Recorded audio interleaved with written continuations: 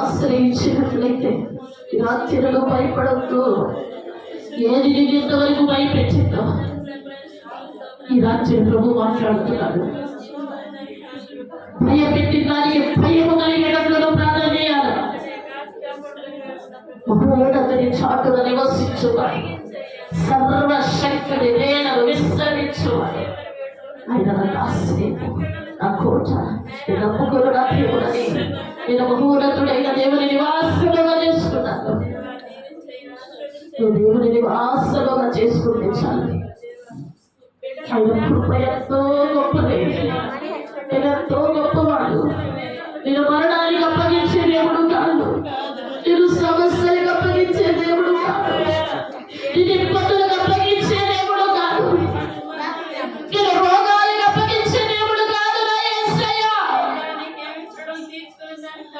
ఈ పరిస్థితిని మార్చగలిగిన సమర్థుడు. ఆయన వంటి వారి లోకములో ఎవ్వరు కూడా లేరు. అయ్యా కరుణించయ్యా, నా జీవితం అయిపోయింది, నాకు సంతోషం లేదు, నాకు స్వస్థత లేదు, నా సమస్య నుండి విడుదల లేదని ఒకవేళ అనుకుంటున్నావేమో, ఈ రాత్రి ప్రభువు నీతో మాట్లాడుతున్నాడు. ఆయన ఆశ్రయించు వారి